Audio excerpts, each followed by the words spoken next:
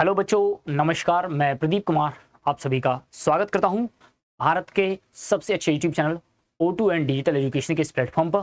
प्यारे बच्चों, जैसा कि मैंने आपको पीछे जितनी भी क्लासेस अवेलेबल कराई हैं वो सारी की सारी क्लासेस आपको इस प्लेटफॉर्म पर मिल रही होंगी। अभी आगे की क्लासेस के बारे में हम लोग यहाँ से बात करते हैं। देखो, लास्ट की क्लासेस में मैंने जिस कंसेप्ट की आप लोगों से बात की थी वो कंसेप्ट क्या था? Inheritance of one gene. उस इनहेरिटेंस ऑफ वन जीन के बेस पर हमने आपको बताया था law of dominance, law of segregation. दो बातें ये कंप्लीट। उधर हमने देखा उसका क्या, हमने देखा उसका बेसिकली एक्सेप्शन क्या था। तो उसमें हम लोगों ने देखा इनकम्प्लीट डोमिनेंस उसका एक्सेप्शन था, को डोमिनेंस उसका एक्सेप्शन था। वहां से हमने उनको पढ़ा कंप्लीटली, उसका एग्जांपल के साथ हमने वहां से देखा। आगे बात करते हैं नेक्स्ट क्लास में। मैंने आप लोगों से डिस्कस किया था प्यारे बच्चे, किसके बारे में? मैंने आपसे डिस्कस किया था बच्चे, मैंने आपसे डिस्कस किया था इनहेरिटेंस ऑफ टू जीन के बारे में। और इनहेरिटेंस ऑफ टू जीन के बारे में जैसे वहां पर हमने दिया था किसका? Monohybrid cross. क्या दिया था बेटा? जैसे हमने वहां पर दिया था मोनोहाइब्रिड क्रॉस, ठीक ऐसे ही यहां पर भी इनहेरिटेंस ऑफ टू जीन के बेस पर हम लोग यहां पर देते हैं, इनहेरिटेंस ऑफ टू जीन के बेस पर देते हैं डाई हाइब्रिड क्रॉस। क्या देते हैं बेटा जी? Die hybrid cross. तो चलो हेडिंग डाल लेते हैं।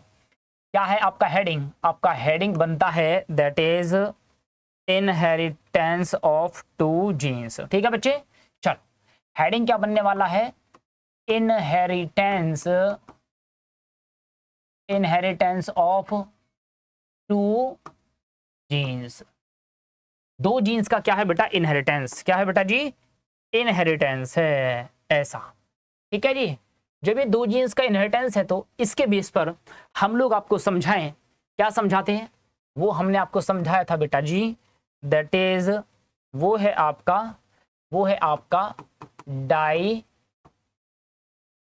Hybrid cross. ठीक है, हम लोग उसके बारे में बात करते हैं किसके बेस पर?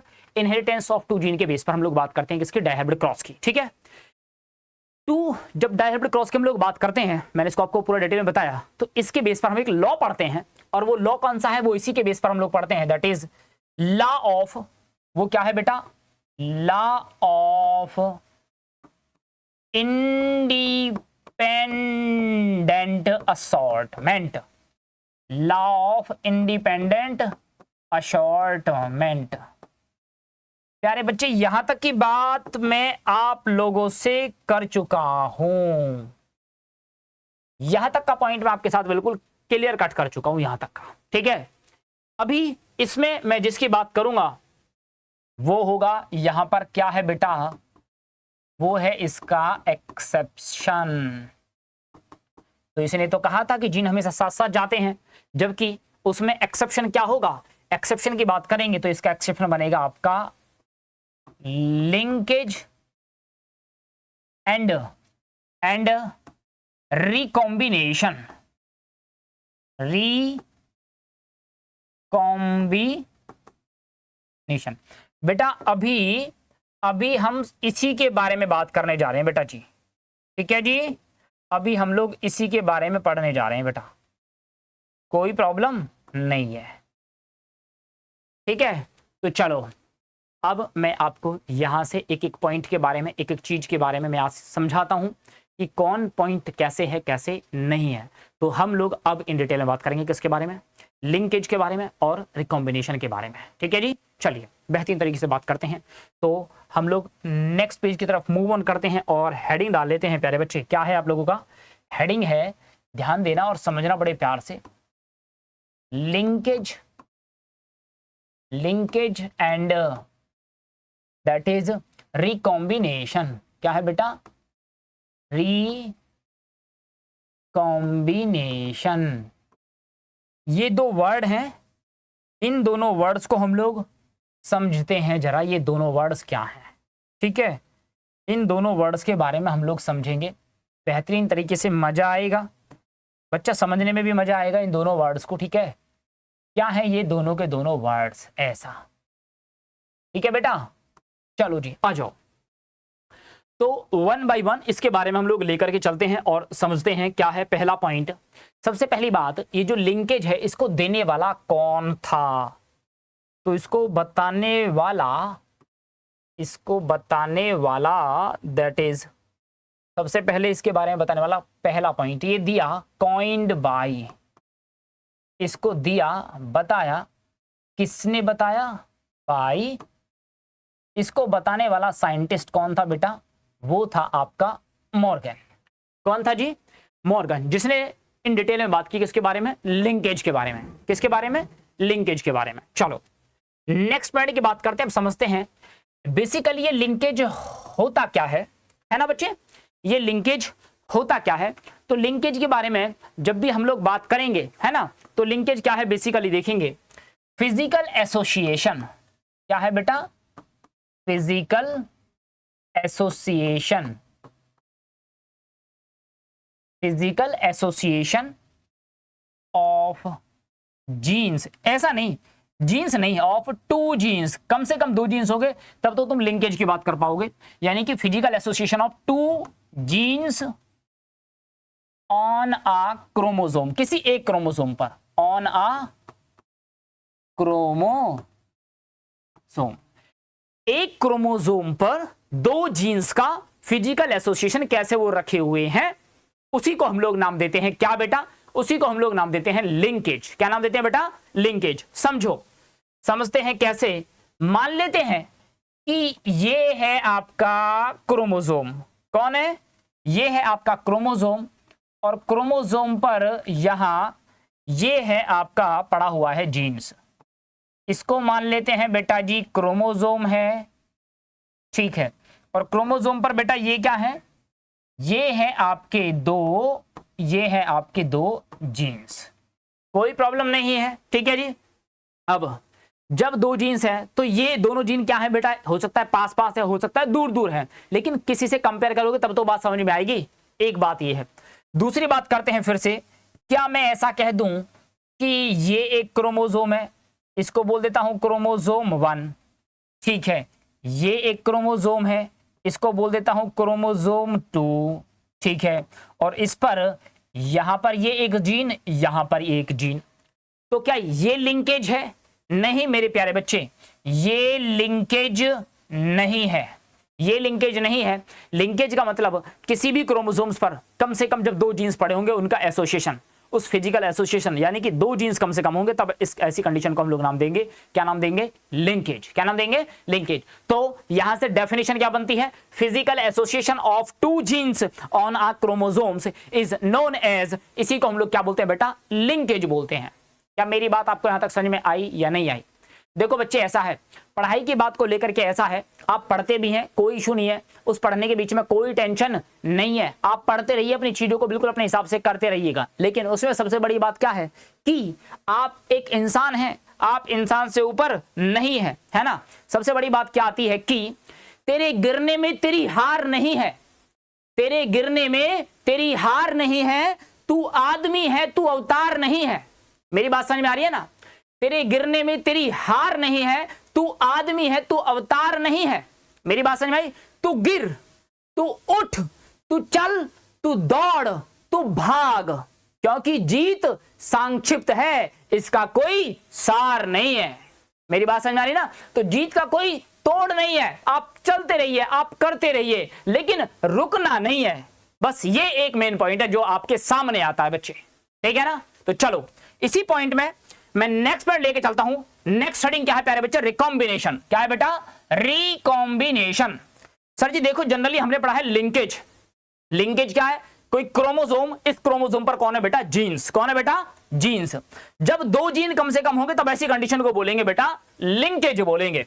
उम्मीद करता हूं ये पॉइंट आपको समझ में आ गया होगा।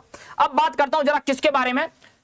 रिकॉम्बिनेशन। भैया ऐसा है, जब डिस्टेंस बढ़ेगी, दो लोगों के बीच में दूरियां बढ़ जाएंगी। मान लो कि कोई आपकी प्रेमिका है, आप उसको चाहते हैं, प्रेमिका मुंबई में रहती है और भाई साहब आप यूपी में रहते हैं, तो दोनों के बीच की दूरी बढ़ जाएगी। हो सकता है कोई तीसरा हीरो उस मूवी के अंदर आ जाए, ऐसा समझे आ रही है? क्यों? क्योंकि दूरी बढ़ गई है भैया जी। ऐसा समझो जरा, यहां पर क्या होगा, इसको हम लोग बोलेंगे फॉर्मेशन होगा।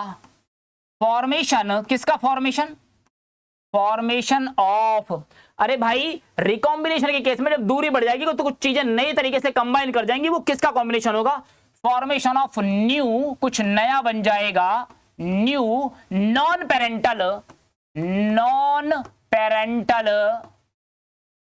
Non parental. देखो यहां पर चीजें बनेंगी, नॉन पेरेंटल टाइप्स बन जाएंगे ऐसा। ये नॉन पेरेंटल टाइप्स अगर बन जाएगा तो पता है क्या होगा, ये वो था जिसे हम नहीं चाहते थे। क्यों बना? क्योंकि आपके बीच की दूरियां बढ़ गई हैं। वो फिल्मों में गाना आता है, ये दूरियां जीने ना दे, तो दूरियां आ गई है आपके रिश्तों में। रिश्तों में दूरियां का मतलब आपकी दरार आ गई है। तो अगर दरार आएगी तो क्या बन जाएगा? रिकॉम्बिनेशन बन जाएगा। बच्चे मेरी बात समझ में आ रही है नहीं आ रही है? समझो जरा, मैं इसको एक एग्जांपल की हेल्प से समझाता हूं, बड़े प्यार से, बड़े बेहतरीन तरीके से आपको समझाने की कोशिश करता हूं। समझो क्या कहता है। अगर मान लो यहां पर, इसके लिए ऐसे मैं समझाऊंगा, थोड़ा सा लाइन में ऐसे कर लेता हूं, आइडेंटिफाई इसको ऐसे, ठीक है, डायग्राम की हेल्प से समझाऊंगा कि ऐसा मान लेते हैं कि ये एक क्रोमोसोम है, ठीक है। ये क्रोमोसोम क्या करेगा? ये क्रोमोसोम का मैं करता हूं क्रॉस। क्या करता हूं बेटा जी? इस क्रोमोसोम का अगर मैं कर देता हूं क्रॉस किसी दूसरे वाले क्रोमोसोम के साथ में, ऐसे और ऐसे, ये कोई एक क्रोमोसोम है, ये कोई एक क्रोमोसोम है, एक, ये कोई दूसरा क्रोमोसोम है, ये क्रोमोसोम 1, ये क्रोमोसोम नंबर 2। अब क्या होता है, हमने ये पढ़ा है कि ये दोनों के दोनों क्या करते हैं, यहां पर जब होता है मियोसिस तो उसकी स्टेज आती है पेकाइटिन, वहां पर क्या होता है? रिकॉम्बिनेशन होता है। कैसे होता है समझना जरा, मैं समझाना चाहता हूं आपको, ऐसे ऐसे और ऐसे, ठीक है, ये वाली बात बनती है यहां से, थोड़ा सा ऐसे, और इसका कुछ पार्ट तो ऐसा रहेगा, जब ये कंबाइन कर जाएगा ये पार्ट क्रॉस होकर इधर चला जाएगा ऐसा, तो कुछ पार्ट ऐसा इसका शो कर देंगे, मान लो दिखाने के लिए ऐसा, ठीक है, एक बात। इसका भी कुछ पार्ट ऐसा शो कर देंगे। दूसरा बात, अब ऐसा वाला बनाते हैं, ऐसा ऐसा ऐसा ऐसा, पार्ट जो इसका रिकंबाइन कर जाएगा वो है ऐसा, और ये है ऐसा। क्या आई मेरी बात समझ में? हाँ जी, आई मेरी बात समझ में? हाँ, तो ये वाला पार्ट यहां पर कर गया कंबाइन, ये कुछ नया बन गया, नया ऐसे बन गया। समझो, मैं अलग पेन से समझाने वाला हूं इसको, इसको ऐसे, चलो ऐसे लेते हैं वाइट से, ये वाला तो है आपका पेरेंट, इधर ये वाला क्या है आपका? ये भी है आपका पेरेंट। लेकिन ये क्या बना है? ये वाला, ये बना है रिकॉम्बिनेंट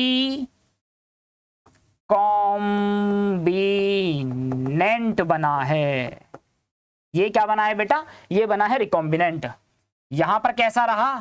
पेरेंटल। यहां पर भी कैसा रहा? पेरेंटल। यहां क्या बन गया? यहां कुछ नया सा बन गया, तब इसी को बोलते हैं रिकॉम्बिनेशन। क्या बोलते हैं बेटा जी? रिकॉम्बिनेशन। क्या मेरी बात आपको समझ में आई नहीं आई? तो क्या होगा? Formation of new non parental type बनेगा, और ये कैसा हो जाएगा? ये हो जाएगा नॉन पेरेंटल टाइप का हो जाएगा फॉर्मेशन। तब इसी को क्या बोल देंगे? तब इसी को हम लोग बोल देंगे रिकॉम्बिनेशन। ऐसा, ठीक है बच्चे? हाँ जी, एक बार आओ जरा इसको देखते हैं फिर से फटाफट से। मैंने आपको 2-3 बातें बताई है, यहां से 2-3 बातें कितनी कितनी बताई हैं? मैंने आपको 2-3 बातें ये बताई है कि लिंकेज क्या होता है, उसको देने वाला कौन था। तो linkage, physical association of genes on a chromosome, इसको हम लोग बोलते हैं लिंकेज। जब दो क्रोमोसोम आपस में पास पास हैं, यानी कि लिंक्ड होंगे तो पास पास होंगे, ज्यादा ज्यादा लिंक करेंगे तो वहां पर रिकॉम्बाइन होने के चांसेस बहुत कम रहेंगे, ऐसा। दूसरी बात क्या है? रिकॉम्बिनेशन क्या होता है? फॉर्मेशन बनता है कुछ नया, नॉन पेरेंटल टाइप का जब कुछ बनेगा तब इसी को हम लोग क्या बोल देंगे? इसी को हम लोग बोल देंगे रिकॉम्बिनेंट। क्या बोल देंगे बेटा जी? रिकॉम्बिनेंट। उम्मीद करता हूं यहां तक की बात आपको समझ में आ गई होगी। हाँ जी बच्चे, क्या यहां तक किसी को कोई प्रॉब्लम? नो? चलो आ जाओ, अगला पॉइंट की बात करते हैं। अब जो लिंकेज का टाइप है ना, जो लिंकेज का टाइप है वो नेक्स्ट बात करते हैं, टाइप ऑफ लिंकेज। तो अगला हेडिंग आता है बेटा इसका टाइप। क्या आता है बेटा जी? इसका टाइप। और इसका टाइप जो हम लोग देखते हैं वो देखते हैं टोटल 3 टाइप का। कितने टाइप का बेटा जी? वो देखते हैं टोटल 3 टाइप का। कौन कौन सा है, 1 बाय 1 एक एक के बारे में बात करेंगे जल्दी से, है ना। चलो आ जाओ। 1 ठीक है, 2 ठीक है, और आपका 3, इन तीनों के बारे में बात करेंगे यहां से, कोई इशू नहीं है। ठीक है जी, चलो आ जाओ। लेते हैं पहला है जिसको हम लोग बोलते हैं, इसको बोलते हैं एकदम तरीके से जो पास में रहेगा, इसको पॉइंट नंबर दिया जाएगा बच्चे, इसको बोलेंगे कंप्लीट लिंकेज। इसको जो नाम दिया जाएगा बच्चे उसको बोलेंगे हम लोग कंप्लीट लिंकेज, पहला। दूसरा वाला क्या होगा, इसको हम लोग बोलेंगे बच्चे टाइट लिंकेज। इसको हम लोग नाम देंगे यहां से, ये क्या होगा बेटा, ये होगा आपका टाइट लिंकेज। और तीसरा जो होगा दैट इज, उसको हम लोग बोलेंगे लूज लिंकेज।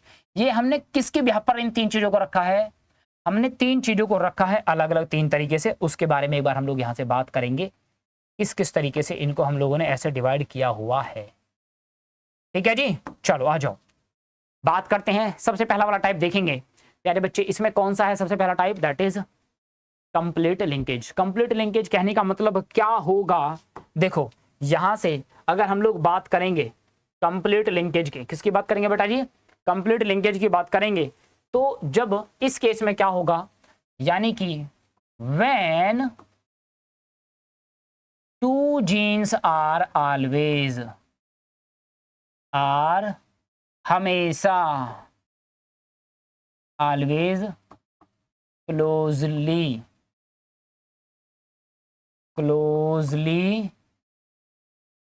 लिंक्ड टूगेदर, साथ साथ होंगे। और 2-3 वर्ड आए हैं बड़े बेहतरीन से वर्ड। एक तो आया है आपका ऑलवेज, हमेशा। कैसा होगा बेटा, जब 2 जीन्स हमेशा क्लोजली लिंक होंगे, टुगेदर साथ साथ होंगे हमेशा, बोले सर नो।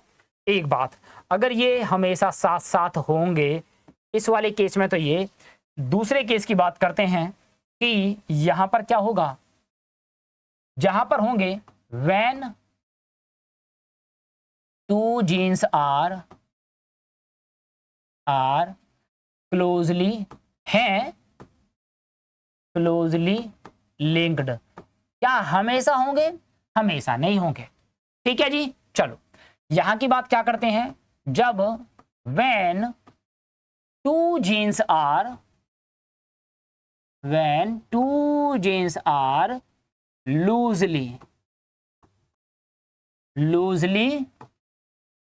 लिंक्ड, जब 2 जीन होंगे और दोनों के दोनों जीन कैसे होंगे, लूजली लिंक्ड होंगे, ऐसा। अब तुम मुझे बताओ, अगर ये दोनों के दोनों हमेशा टाइटली लिंक्ड होंगे तो पता है यहां पर क्या होगा, यहां पर टाइटली लिंक्ड होंगे तो नो रिकॉम्बिनेशन।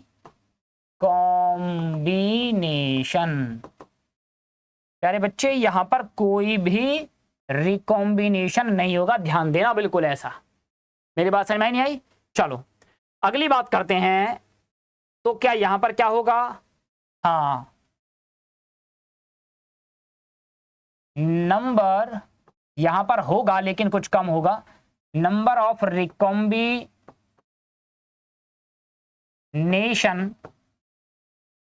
होंगे। क्यों, क्योंकि साथ साथ में आर वेरी, अभी भी होंगे लेकिन कैसे होंगे बेटा जी, कम होंगे। ये दूसरा पॉइंट है। और तीसरा पॉइंट यहां पर क्या होगा, लूजली लिंक्ड होंगे, तो यहां पर क्या होगा, रिकॉम्बिनेंट या रिकॉम्बिनेशन या रिकॉम्बिनेंट्स आर फॉर्म्ड, ये यहां पर बनेंगे बच्चे ऐसा। आपको मेरी ये बात सबसे पहले समझ में आनी चाहिए। अब अगर आपको मेरी ये बात समझ में आई तो तुम समझो जरा कैसे बात करता हूं मैं, आपको कैसे समझाता हूं, एक एग्जांपल की हेल्प से समझाता हूं जरा। ऐसे मान लेते हैं कि ये एक क्रोमोसोम है बेटा, ये एक क्रोमोसोम है, इस क्रोमोसोम पर ये है जीन्स, ये क्या है बेटा, ये है जीन। और बच्चा ये क्या है, ये है मान लो क्रोमोजोम, ये है मान लो क्रोमोजोम, ठीक है बेटी। तो सुनो, जब हमेशा साथ साथ हैं, इस क्रोमोजोम को मान लेते हैं कोई एक सोसाइटी, ये दोनों मियाँ बीवी मान लेते हैं दोनों जीन्स को, और ये इनके बीच में कोई डिस्टेंस नहीं है, मतलब डिस्टेंस ऐसा नहीं है कि दोनों एक ही सोसाइटी में रहते हैं या एक ही घर में रहते हैं, आप ऐसा समझो एक ही घर में है तो दोनों में प्यार प्रीत बना हुआ है, दोनों साथ साथ हैं, तो किसी दूसरे के आने के चांसेस ना के बराबर, तो यहाँ पर कोई भी आ नहीं पाएगा, ठीक है। तो इसी को क्या बोलेंगे, इसी को बोल देंगे, इसी को बोल देंगे कंप्लीट लिंकेज। कंप्लीट लिंकेज का मतलब नो रिकॉम्बिनेशन, कोई रिकॉम्बिनेशन नहीं बनेगा भैया जी, ठीक है, जब एक ही सोसाइटी में है। जब अब अगली बात, अगर मान लो लूज की बात करते हैं तो ये क्रोमोजोम है, एक क्रोमोजोम मतलब एक घर मान लो, ये एक सोसाइटी मान लेते हैं, चलो घर नहीं मानते हैं, ये तो इसको बोलते हैं कि ये है होम स्वीट होम, ये एक प्यारा सा घर और इस घर में रहने वाले लोग ये एक साथ रहते हैं, प्यार बना हुआ भाई साहब, बिल्कुल। अब क्रोमोसोम को मान लेते हैं, यहां पर है ये सिटी मान लेते हैं, सिटी मान लेते हैं, ये भाई साहब रहते हैं, मान लो ये एक जीन है, यानी कि ये हस्बैंड है, ये है कहां पर, यूपी में, और ये एक जीन है, ये दूसरा जीन है, इसको फीमेल वाला मान लेते हैं, ये कहां है बेटा, एमपी में, महाराष्ट्र में, कहीं भी तुम लिखना चाहो। तो क्या इनके बीच की डिस्टेंस ज्यादा हो जाएगी, भाई दूर दूर हैं तो वो कभी कभी आते हैं मियाँ जी मिलने ऐसे, है ना। जब वो दूर दूर हैं और अगर उनके बीच में डिस्टेंस ज्यादा होगी तो पता है क्या होगा, जब डिस्टेंस ज्यादा होगी तो ऐसे केस में हमें यहां पर देखने को मिलेगा, क्या देखने को मिलेगा, रिकॉम्बिनेशन। क्या देखने को मिलेगा, रिकॉम्बिनेशन। मेरी बात आपको समझ में आई या नहीं आई, ठीक है जी। चलो ये कंसेप्ट है जो बिल्कुल आपका यहाँ पर कंप्लीट हो गया है।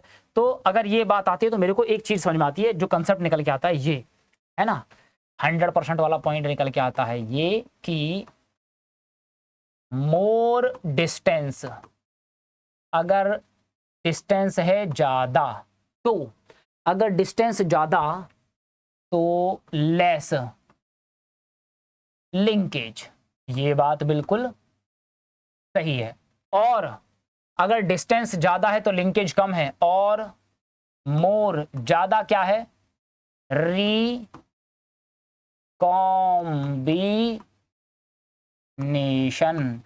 ज्यादा क्या है बेटा, रिकॉम्बिनेशन। और अगर ऐसा है लेस डिस्टेंस है, अगर लेस डिस्टेंस है, अगर दूरी कम है तो क्या होगा, मोर ज्यादा क्या होगा, ये एक दूसरे से क्या करेंगे, एक दूसरे से लिंक करेंगे, यानी कि इनके बीच में क्या होगा, ज्यादा लिंकेज होगा। और यहां पर लेस ना के बराबर रिकॉम्बिनेशन देखने को मिलेगा। तो फाइनली यहां से एक फॉर्मूला हम लोग निकालते हैं कि डिस्टेंस जो है डायरेक्टली प्रोपोर्शनल है किसके,